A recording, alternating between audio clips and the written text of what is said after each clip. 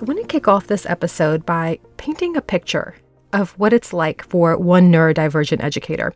It's the experience of a teacher named Alyssa, who wrote the following. So, I have ADHD. I was diagnosed at 35 years old. After my diagnosis, I went home and cried in the shower. Everything made sense. I struggled my entire life, and finally knowing why was such a huge relief, honestly. However, if I mention that I have ADHD, people laugh it off and say stuff like, "Don't we all?" It makes me so mad. I love more reminders to turn things in. I hear you're adults, read your emails. But I literally have a hard time even functioning. My husband said a few months ago, "Hey, can you turn on the oven for me?" I legit walked into the kitchen and within 3 seconds forgot why, and forgot to turn on the oven for him, so he didn't have time to eat breakfast before work. That's my everyday life, Alyssa writes in all caps. 2 weeks ago, our CSAP receipts were due at work to get reimbursed for money that we put into our classrooms. I reminded my teammates several times that day to turn theirs in, but I was so worried about them that I forgot to turn mine in. So now my school is deducting my paycheck for the money I got since I didn't have my receipts turned in on time. An email from administration that day would have been a nice last-minute reminder before they cut it off. I literally had everything done, I just forgot to send it. So that's Alyssa's experience being a neurodivergent educator. And obviously everyone's experience is different, so let's talk about what we mean by the term neurodivergent. It's a word that's used to describe people whose brains work differently from what's considered typical or normal. So this can include conditions like autism, ADD, dyslexia, but being neurodivergent doesn't necessarily mean that you have a disability or a formal diagnosis.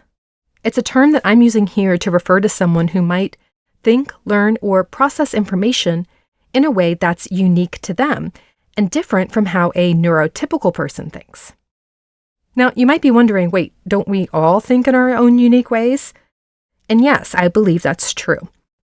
I'm using the term neurotypical to describe people whose brains function in ways that are considered standard or typical in our society. Neurotypical individuals don't have the kinds of differences in brain function that are associated with conditions like autism, ADHD, or dyslexia. So while we're all unique, being neurotypical means that your brain works in ways that align more closely with what's expected or typical in most people. By contrast, neurodivergent individuals might experience the world differently in ways that are more noticeably distinct from the norm. So what does it look like to be a neurodivergent educator? This whole topic came about because I was having a conversation on Voxer with my friend Lisa Woodruff from Organize 365. She's a former teacher who now supports people in organizing their homes. Lisa is neurodivergent herself, and she has children who are neurodivergent. She mentioned how strange it seems that schools know how to differentiate for kids with ADHD, or those who learn differently, but if those same kids graduate and become teachers, suddenly they're expected to do their work the same way as everyone else. And that conversation really struck me.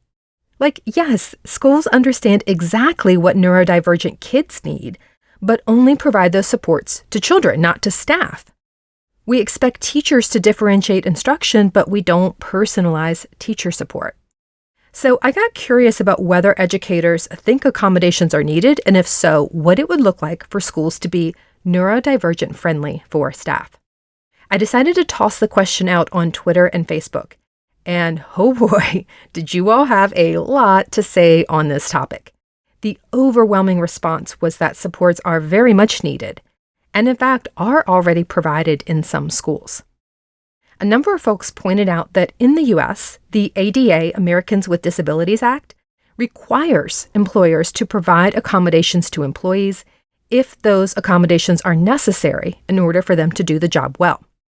I did some research on this and confirmed that the ADA does require employers, including schools, to provide reasonable accommodations to employees with disabilities if those accommodations enable the employee to perform the essential functions of their job. And this applies to teachers as well. Under the ADA, a disability is defined as a physical or mental impairment that substantially limits one or more major life activities. When a teacher or any employee discloses a disability and requests an accommodation, the employer must engage in an interactive process to determine a reasonable accommodation, unless it causes undue hardship to the employer. This, in reality, doesn't always happen. And I'm going to share a sampling of what some teachers shared with me in these Twitter and Facebook comments. Marjorie said, "Whenever I've asked, I have not consistently received accommodations, nor has my spouse in an industry full of neurodivergent individuals. In his industry, they take advantage of the perfectionism and competitiveness. Burnout is tremendous." Sterling said, "I reached out to my district's HR and requested accommodations as recommended by my doctor. They sent those requests to the building level admin. Admin gets to determine whether or not any of them are reasonable. I was told they couldn't be provided, and that was all." A teacher named Jessica on Twitter shared, "I have brain lesions from Lyme and RA. I had a hard time even getting basic accommodations." Carly said on Facebook, "I had a principal at my old school who was horrendous about my dyslexia. You would be amazed at the number of administrators who seem to believe that people grow out of learning disabilities.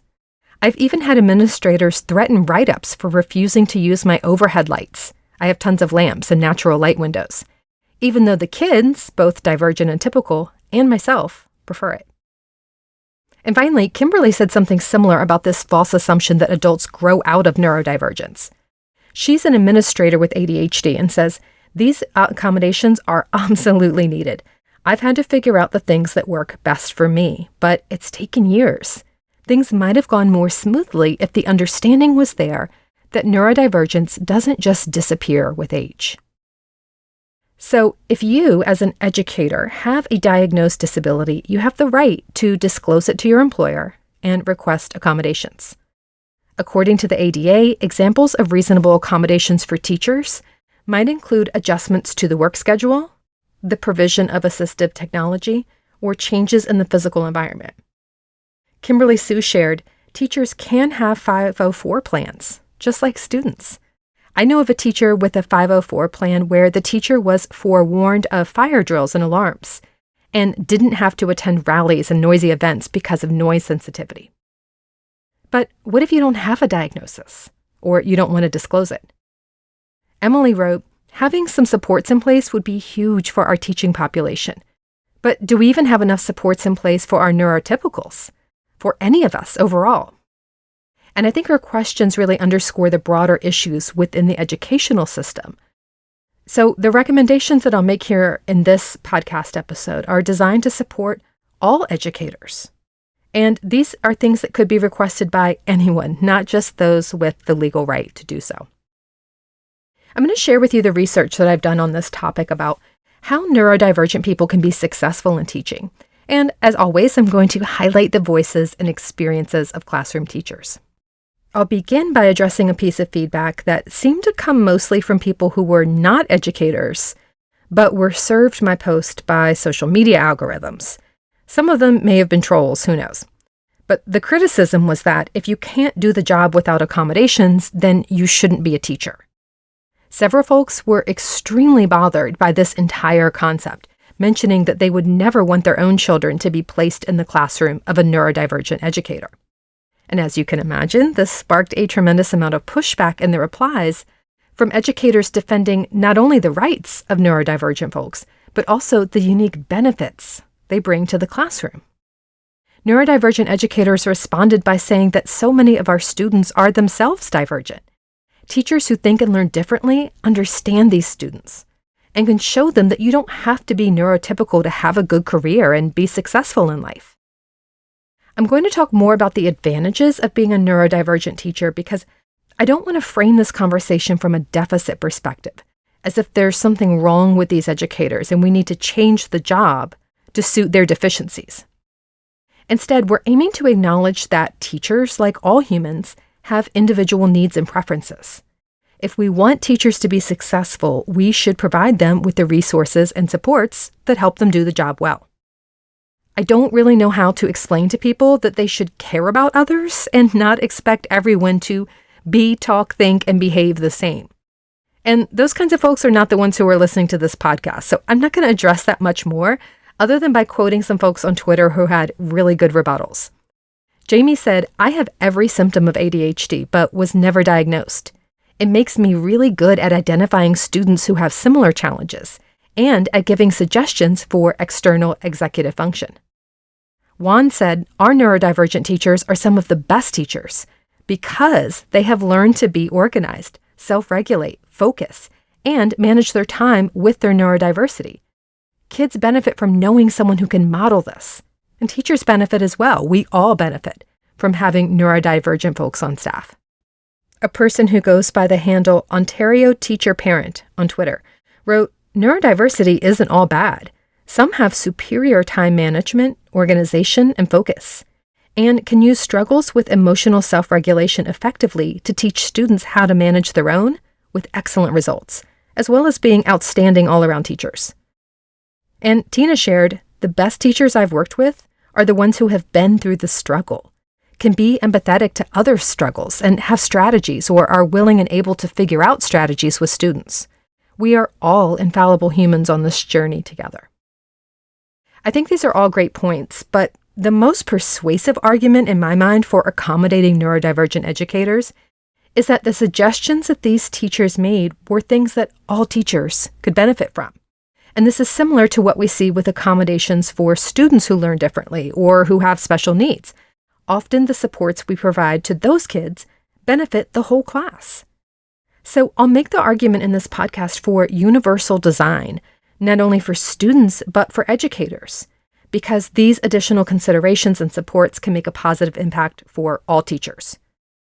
Universal design refers to creating and organized spaces in a way that everyone, regardless of age, size, ability, or disability, can access and understand and use to the fullest extent. So this is different from simply making everyone fit into the same mold. And it's also different from making special considerations just for a small group of people. Universal design benefits everyone. So let's move now into talking about what's needed and then how to advocate for and implement the solutions. I'm going to share 5 ways that schools can support neurodivergent educators. The first is by structuring breaks to allow for more flexibility and autonomy. A teacher named David shared, "Some things that make a big difference as a secondary teacher are teaching in one classroom rather than floating into other teachers' rooms, having only one prep or 2 max, and a block schedule of 80 to 90-minute classes instead of 45 to 50-minute classes." The Busy Bibliophile on Twitter wrote, "I struggled to be on time every day, so my old principal made sure that first period was my planning period and gave me after-school detention as my duty spot instead of before-school morning duty."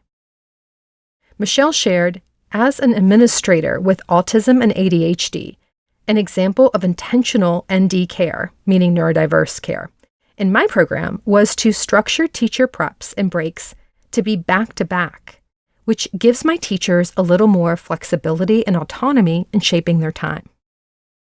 I love that Michelle, as an administrator, offered her teachers prep periods back-to-back, and also the idea of scheduling a prep period before or after lunch to give teachers the time they need to recharge. Having a longer break also allows for more flexibility and autonomy.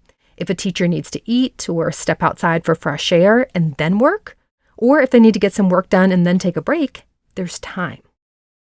Now, obviously, this is a difficult change to implement due to staffing limitations and the need for students to be supervised at all times. So back-to-back breaks or preps with lunch is not going to be possible for every teacher, but it's also not important to every teacher.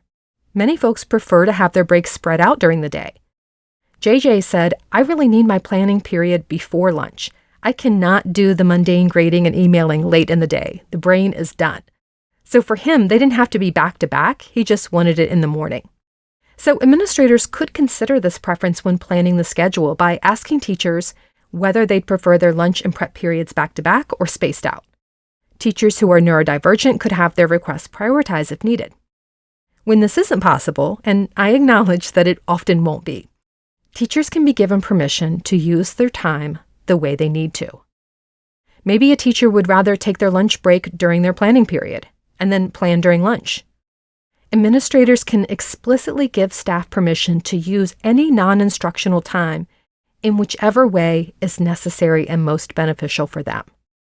Sometimes it's more important to regulate your nervous system and mentally reset than it is to grade a stack of papers. Administrators can give teachers permission to rest, stare out the window, do stretching in their classrooms, whatever they need to do. We want teachers to feel like they can take care of themselves during the school day. We don't want them to fear that an unexpected visitor will pop into their classroom, find them sitting at their desk with their eyes closed, and reprimand them. If an administrator walks into a classroom when no students are in the room, and that teacher isn't actively working at that moment, make the most generous assumption that the teacher is listening to their body and doing what they need to do mentally and physically to prepare for the rest of the school day. Now, if a teacher isn't getting their work done and is taking advantage of this policy, then that could be addressed on an individual basis. But the overall school culture should be that teachers are allowed to use their non-instructional time as needed. A teacher named Jen shared, "It doesn't typically happen in my school, but stop stigmatizing teachers who prep in the teacher's lounge or who take time during their prep to decompress. Sometimes we're seen as unproductive or less engaged. If someone is decompressing on prep, they need it." So this kind of autonomy is critical.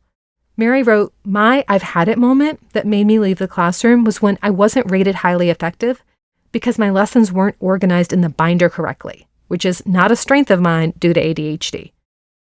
As Laura put it, focus on the results instead of how it's done. So that first tip is to really give teachers as much flexibility and autonomy as possible, particularly when structuring breaks. The second tip is designating quiet areas for teachers and mitigating the effects of overstimulating environments. Schools tend to be very noisy, overstimulating places. So being aware of the effects on that for neurodivergent kids and teachers is really helpful. Melissa said, "Our principal is very good about things like overstimulation mitigation. If we can't handle a pep rally or something, we can watch smaller classes of students who can't go, or work in the office welcoming guests or answering phones during that time." Another teacher named Melissa wrote, "I dislike the intercom system being so loud that it startles me. Long, loud bells and playing music over the intercom. It sounds like a radio with a busted antenna." So this second recommendation is about designating quiet areas for teachers to recharge. These normal parts of the school day may not be that disruptive for neurotypical folks, but they can really take a toll on folks who are neurodivergent. And this is especially important, this idea of designated quiet areas, when teachers don't have their own classrooms because they share with another teacher, and for those who teach from mobile carts and have to move from classroom to classroom, as well as push-in staff and paraprofessionals. A person who goes by LostReader23 on Twitter wrote, "I love just one room that's quiet with low lights. Sometimes I need just 5 minutes, and there's nowhere to do that in my school." The idea of a quiet space is a simple, effective solution that can make a huge difference. So if there are any extra spaces in your school, a classroom, an office, even a large supply closet or a dead-end hallway, consider designating them as quiet spaces. The quiet space doesn't need to be a huge production. It's just a place where teachers can go throughout the day where they know there will be no children, no bright lights, no phones, no loud noise, limited sensory stimuli. The quiet space should be a calm environment in which staff can decompress. Staff might choose to just sit there for a few moments, to breathe, or meditate, or pray. They may choose to grade papers, or plan lessons in the space. The idea is that it's a quiet, no-talking zone that folks can use however they need to. And multiple teachers could be in there at once, but the norm within the room is to not interact with each other, to keep the quiet zone truly understimulating. And a quick note here about why this is important. I want to speak a little bit from personal experience. My husband and I are both neurodivergent, however, not in the same ways. He is extroverted and naturally quite loud with a high tolerance for noise, light, and activity. He's not formally diagnosed, but he shows many characteristics of a person with ADHD as well as dyslexia. He wouldn't need a quiet room, because he can reset in a busier environment, and he actually re-energizes as an extrovert when he's around people. I am an introvert managing anxiety, and I'm also a highly sensitive person. I feel other people's emotions and energies and tend to take them on as my own. I also get very easily overwhelmed when there's too much going on at once. I mentally shut down when I'm in loud, crowded environments, bright environments, or places where there's just a lot happening at once. So whenever I didn't have any students in my classroom, I would turn off the lights, lock the door, and either turn on calming music or just revel in the silence. Not all staff have a classroom to do this in, so there should be a space in the school that makes it possible for them to downregulate their nervous systems. For the teachers who do have the ability to use their own classrooms as quiet spaces when they're on break, we can create school norms in which this is acceptable. And that ties back to the needed school-wide expectation that staff do not have to be working every second of the day. You should not have to be constantly rushing around doing things, engaging with people, returning emails, answering phone calls, collaborating with colleagues. Being alone and sitting in silence while you work, you think, you daydream, or rest is an essential part of recharging for so many of us. The few moments of inactivity are what make the productivity possible afterward. For me specifically, these kinds of short breaks are not optional. If I were to eat in a loud teacher's lounge, I would be so overstimulated and easily agitated for the rest of the school day. It is not healthy for me. I have tried it. I usually used to try it like once a year, just maybe things have changed. No, it's too much. I need the quiet. And I know a lot of other teachers who feel the same. So accommodating teachers who need breaks and time to themselves can be as simple as establishing new norms.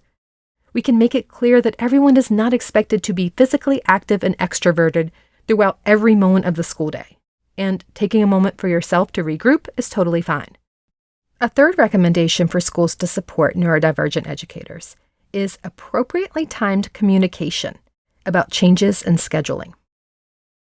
Many neurodivergent educators who responded to my social media posts emphasized the importance of clear and advanced communication of schedules. Allison highlighted this need by saying, "My admin gives me 24-hour notice about major scheduling changes and does not ascribe ulterior motives to my observations. My admin also gives clear directives or redirection on policies." Now, she packed a lot into that statement, and I want to kind of break down some of the actionable steps that I hear. Let's start with this idea of 24-hour notice about major scheduling changes. Last-minute changes are frustrating for so many educators, and administrators need to minimize these interruptions so that advance notice is given to all teachers, not just neurodivergent teachers. If advance notice can't be given, it's important to acknowledge that last-minute notice is inconvenient and express appreciation to the staff for their flexibility.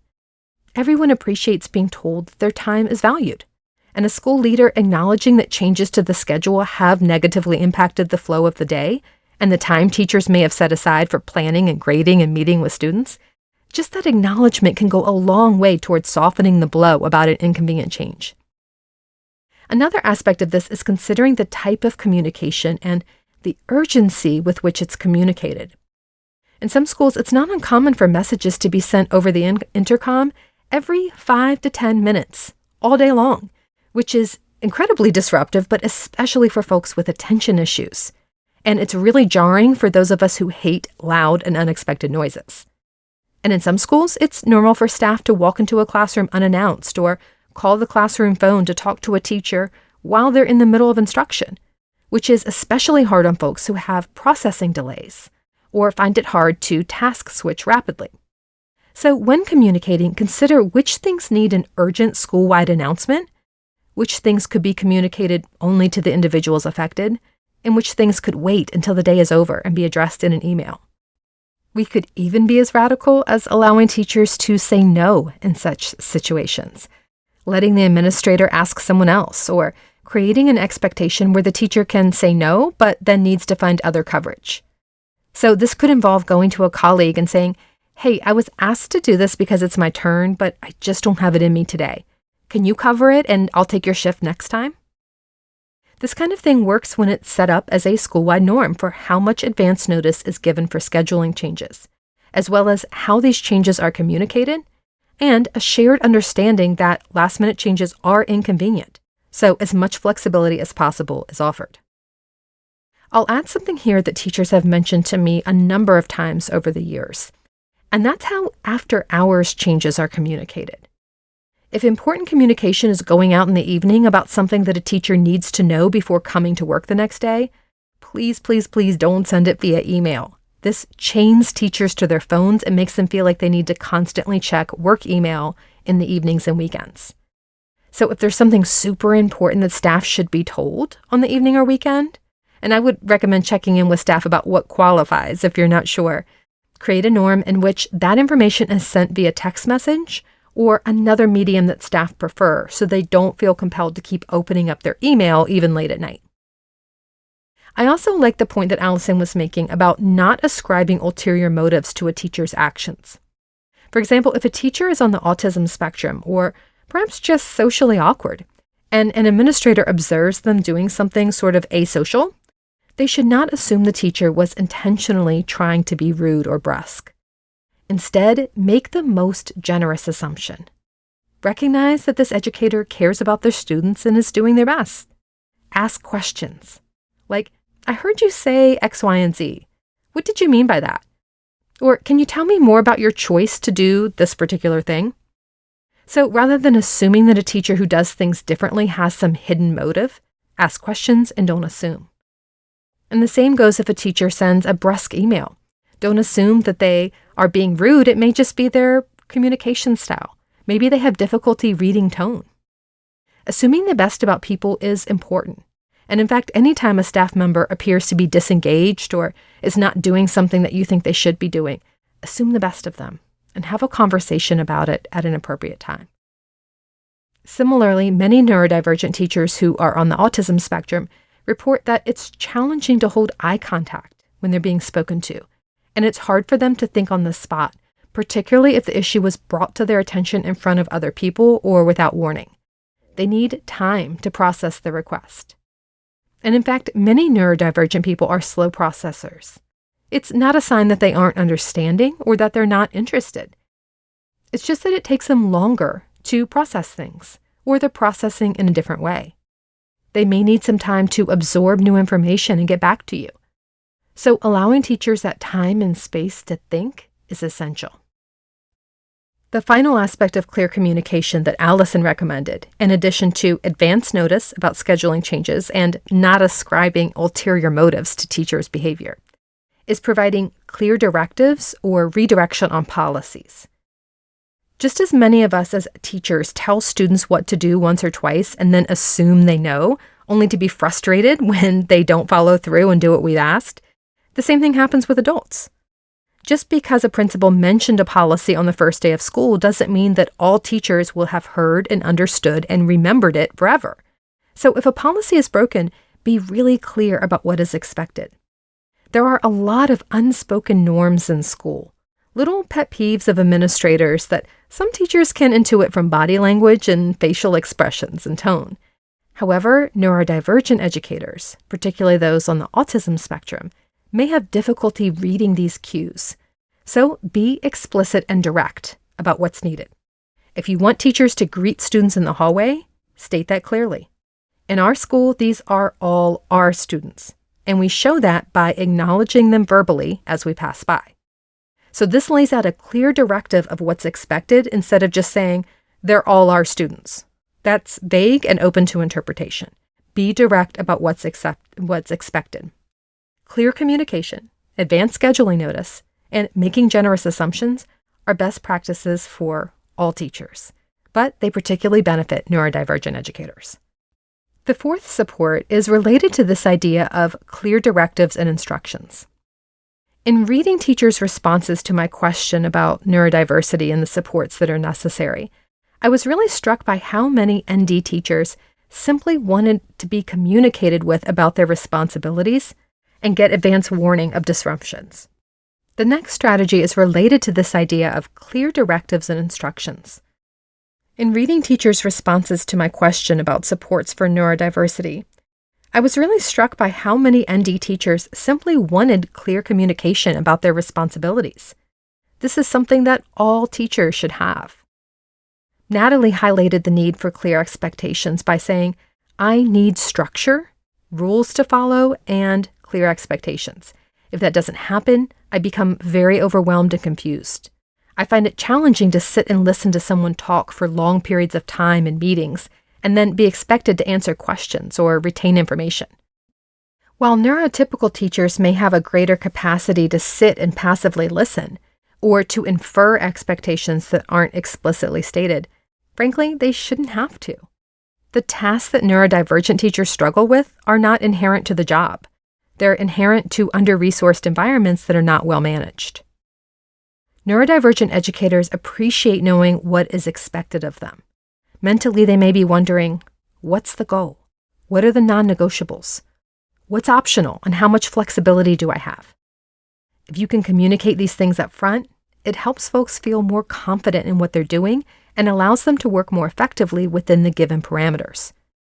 Kate shared, I asked my principal for meetings to never be out in my calendar without a topic. It caused me a lot of anxiety. And she did. So the idea is that there's not just a general meeting and she shows up unprepared and doesn't know what we're going to be talking about. When a meeting's scheduled, she knows what the purpose is and what they're going to be discussing in advance. Jenny said, starting any staff meetings 5 minutes after the report to school time, if possible, is so helpful. And I love when info about the meeting is either emailed again the day before or put into the calendar event so I can easily look up where it is, what I was supposed to bring, and so on. Kimberly said, I had a principal at my last teaching job who realized that I struggle to give quick answers to things and prefer to have time to mull something over before sharing any thoughts. He made a point to come to me privately at least a day before meetings, tell me what to expect, and say that he valued my opinion and hoped that I'd be able to share my thoughts in the meeting. It meant the world to me. The bottom line is that these recommendations benefit all educators, not just neurodivergent ones. By creating a supportive, understanding, and flexible work environment, we can help all teachers do their best work, which in turn benefits students. The fifth and final strategy for supporting neurodivergent educators is to differentiate professional development and offer topics related to executive function and organization. Sue Lynn noted, I don't necessarily want accommodations. I want compensatory skills that work. This really highlights a desire for skills and strategies that enable neurodivergent teachers to manage their responsibilities effectively. It's also important to examine the expectations for ND educators in meetings and staff development. Zinn writes, I was just diagnosed with ADHD around 2 years ago, at age 36, and I left teaching right around the same time. I found it really ironic that now that I'm in grad school to be a school psychologist, one of my professors called me out in one of my advising meetings for working on cross-stitch during her 3-hour class lectures. Many neurodivergent folks find it difficult to sit still and passively listen, and being able to keep their hands busy actually helps them concentrate on what is being said. If this sounds like you, don't be afraid to articulate that. Tracy shared, I have to doodle in meetings in order to pay attention. I was called out on it once and sent the principal articles on how doodling helps some people focus, and she left me alone after that. I'm providing some references at the end of the article that goes with this podcast episode so that you can proactively share them with your team members or your staff and explain what conditions you need in order to learn and participate well in meetings. Kate mentioned, I would add, have most meetings virtual. I have a hard time sitting and waiting to be talked to without also doing something else. That something else keeps me from interrupting and obsessing about all I could be doing in my room right then. A person with the handle Fighting for All Kids on Twitter said, as a principal, I planned all meetings and PD using UDL, which provides multiple paths to meet the objectives. Teachers also led PD and modeled strategies to differentiate. We made part of our staff room a calm corner. We took wellness breaks, and we offered walking meetings. Okay, I love all of that, but the walking meetings, yes, please. Check out episode 287 on why bell-to-bell instruction is not best practice, as well as episode 296 about the power of diffuse thinking for for you and your students. That has more on the neuroscience that backs up the idea of walking meetings. And I'll admit as a side note that I personally have trouble sitting properly in chairs. I am apparently a floor person who likes to sprawl out, or I'll slouch down in a semi-reclining position with my feet up. I need to stand up, I need to walk around a lot. I think this is more of a personal preference and a physical need because my back gets stiff. I think it's more that than a neurodivergent thing, but owning this and informing people is important. I found it really helpful to say to new folks, just so you know, I get uncomfortable sitting in the same position for too long and I move around a lot. If you see me doing this or you see me standing up and stretching when there's a break in the discussion, it's not because I'm bored or not paying attention. Just continue the meeting as usual. I'm taking care of what I need, so you don't have to do anything differently. I found that folks really respect this and often relate to it. It gives them permission to monitor and accommodate their own needs as well. A teacher named Sophie mentioned encouraging comfortable seating and clothing as an important support for ND educators. For some folks with sensory issues, clothing can be a huge distraction, as can certain chairs, and encouraging educators to prioritize physical comfort so they can teach at their best is a great suggestion. Another aspect of this mentioned by educators online is the need for organizational tips. Some neurodivergent educators may struggle with managing their responsibilities, keeping on top of paperwork and turning things in on time. So, as Altera suggested, regular organization tips and time to try them out, so 40-hour teacher workweek vibes, as well as more specific positive feedback would be useful. We tend to be really hard on ourselves, and we read neutral or negative feedback as, they hate me and my career is over. I heard from many teachers who feel like they're only spoken to about their organization or time management when they make a mistake, and they'd like to see their successes acknowledged. The idea of providing organizational tips and time to try them out is often important for ND educators. In fact, I've found that the 40-hour teacher workweek, particularly the Fast Track program, which is a 6-week condensed version, has been really successful for many neurodivergent teachers because it focuses mostly on organization. 40-hour Fast Track explicitly teaches systems for how to make a to-do list, how to set priorities, how to organize classroom materials, papers, digital files, how to keep lesson planning and grading organized. These are the types of things that are not necessarily taught to teachers. They're just expected to figure it out, and that can be tough because everyone has a different approach. And things that seem obvious to someone like me, for whom organization comes naturally, are not obvious to others.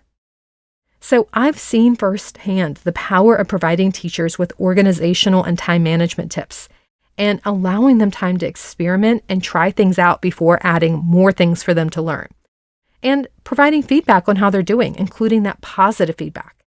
The truth is that even neurotypical teachers may be disorganized and struggle to stay on top of all the papers and emails and digital tools that they're required to use. It's a lot, and processes and systems for these things should be explicitly taught. This could be an optional after-school PD for the teachers who want it, or maybe something like a time management club that meets once a month during lunch or whenever the teachers would like to meet, even after school at a cafe or a happy hour, just to talk about what's working, what's not working, share strategies. So reflecting on different strategies could be very informal, but I like the idea of making this issue visible. So many teachers are silently struggling with organization and time management, and they don't feel like they can talk about it. They feel like all their colleagues are totally on top of things, but the truth is most people are struggling with this. This is part of why the 40-hour teacher workweek is so powerful, because it gives you that community to bounce ideas off of. I also recommend having someone within your school, maybe just one or two other teachers that you can talk to about organization and time management.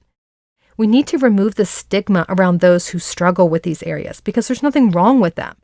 I often say if you can't get the job of teaching done in 40 hours a week, it's not because there's something wrong with you. It's because the job isn't designed to fit into 40 hours a week. There's too much to be done, so if you're struggling to manage it all, that is absolutely normal, and there are systems and processes that can help. In addition to training on time management and organization, Lynn mentioned her desire for workshops on executive functioning. She's never been trained on this, and she knows it's a struggle for her.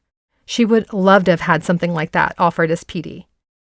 So Lynn wrote, I was not diagnosed until I was in my 30s, so I feel like much of my career has been a struggle with executive functioning aspects of the job. I wish there were workshops for strategies for teachers with such issues, not just for kids. You all know that I'm a huge proponent of PD that actually addresses the needs of teachers and not just shows them how to better meet the needs of students.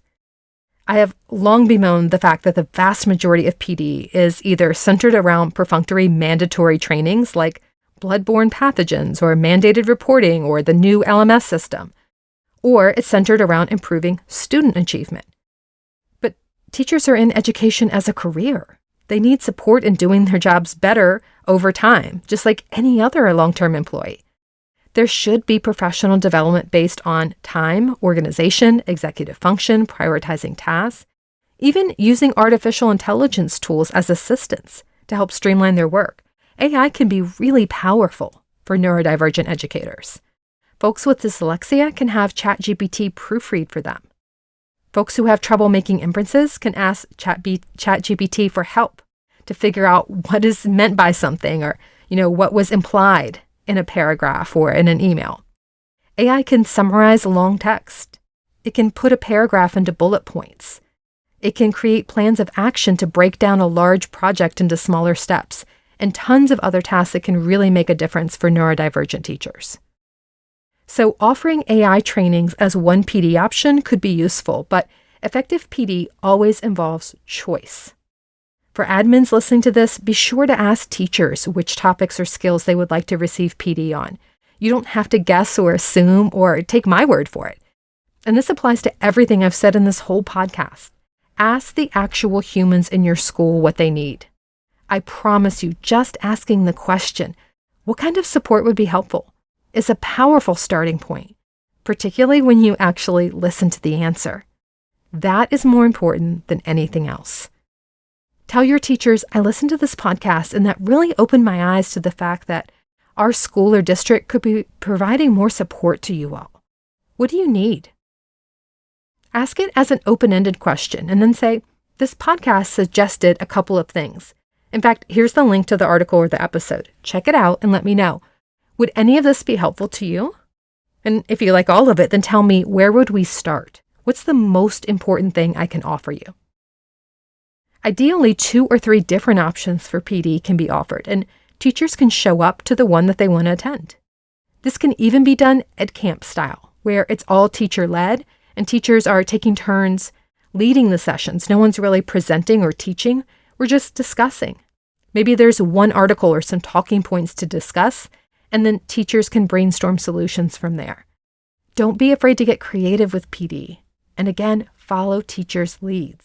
They will tell you what they want. And as a side note, teachers, make sure you are actually telling your administrators what you want. We all know the stereotype of the teacher who just complains and doesn't like anything that's presented to them.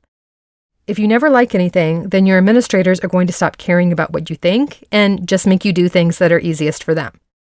It's the same way in the classroom, right? The kid who always complains and doesn't like any of your activities, you just give up on trying to please them. So don't be that person. Think about what supports or training would actually be useful. Is there a person that you would like to present PD? Or maybe a skill or topic that you'd like to learn about? Don't make your administrator try to read your mind and figure out what you want.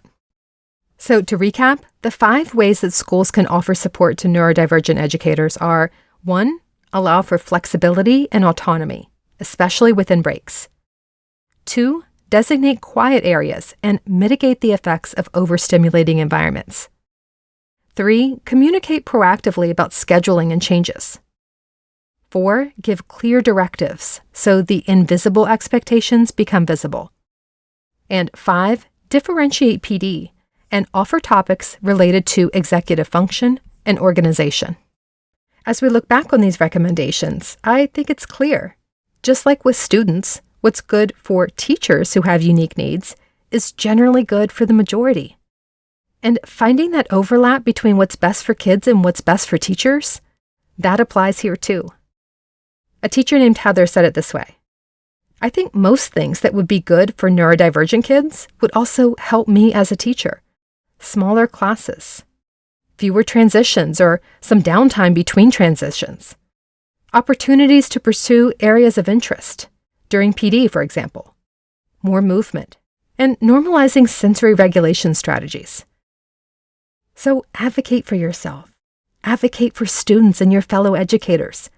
What's good for teachers here is also good for kids. Your takeaway truth for the week ahead is from Candace Always on Twitter, who said, the question in her mind isn't whether there are supports available and what should they look like, but rather, what does it look like for you is the question. Then you ask for work accommodations. Go for it. You need the support. Ask for it. No one knows better than you.